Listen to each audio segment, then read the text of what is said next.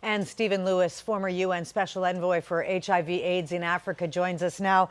Mr. Lewis, so much has changed in 30 years. A positive test is no longer a death sentence, but we are still seeing such significant infection rates. Has scientific advancement almost created a complacency? The numbers are very significant. There are over 18 million people now in treatment who no longer have a death sentence, as you indicated, and may well live out full lives. But believe it or not, there's slightly more than 18 million who still require treatment and as yet don't have it. So we're still in a life and death struggle. And there has been somehow induced a kind of fatigue internationally around HIV and AIDS, which isn't justified because we're by no means anywhere near the end of AIDS. Let's look here in Canada. 7 people a day are newly infected, and rates in Indigenous communities are so much higher than the national average. What do you point to in explaining the trend here? Well, in Canada, there are a number of failings, frankly. One of them is that we need more safe injection sites for injecting drug users so that the exchange of needles doesn't transmit the infection. We also need a much greater concentration in Aboriginal communities whose health standards, as we know, have been deplorably neglected over the years. And as a result, there are very high rates of HIV compared to the general population. And there's also a very perverse reality in Canada, Lisa, which is that we're the country that most often criminalizes people with HIV. If in fact they're involved in a relationship where one partner allegedly hasn't been informed or someone alleges that a virus has been transmitted, there's no recognition that people who are taking antiretroviral drugs, using a condom, are almost certain not to pass the virus on and shouldn't be criminalized. And that's yet another facet of the aspect in Canada's terms which we've neglected. Now, the government of Canada has pledged $804 million to the international effort to fight infectious diseases, AIDS among them. But on the domestic front, are there enough resources injected into Canada to fight this here?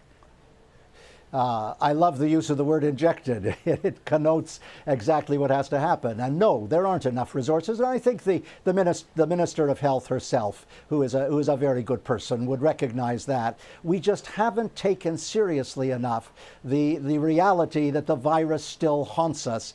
And in my own experience, Lisa, in sub-Saharan Africa, believe it or not, there are 7,500 new infections every week amongst young women and girls between the ages of 15 and 24. So you've got a terrible aspect of misogyny and the vulnerability of young women and girls, which are causing enormous problems for that continent.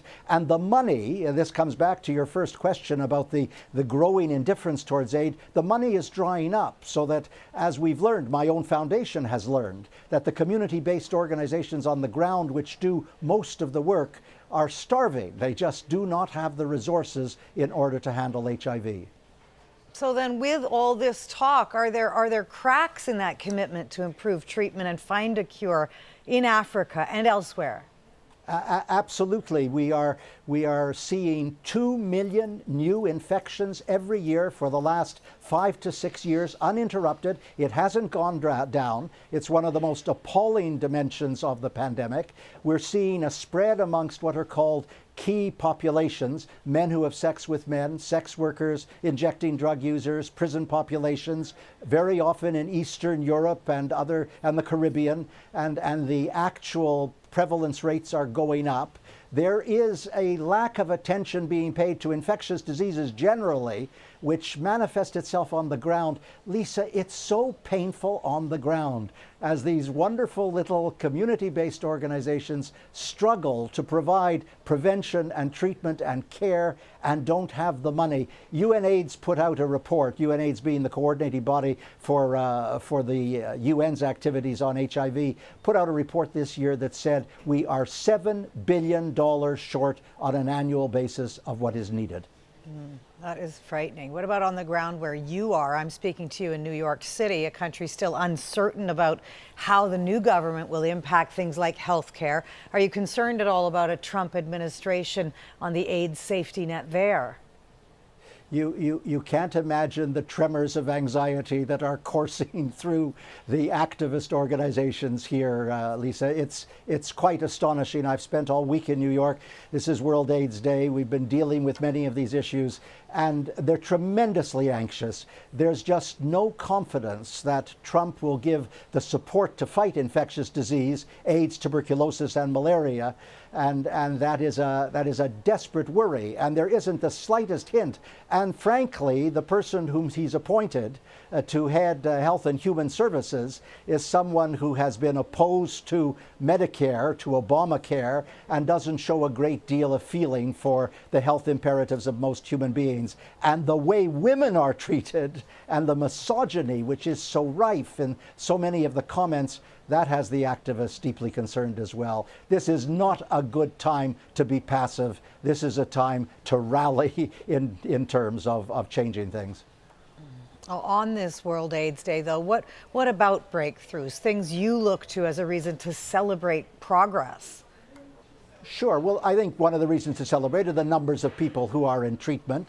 And there is this week, this very week, Lisa, there began a trial of a vaccine, of a potential vaccine in South Africa, which is one of the best possible responses. I mean, if we got a vaccine in conjunction with the antiretroviral drugs, then we could reasonably bring an end to this pandemic by the year 2030, 2040.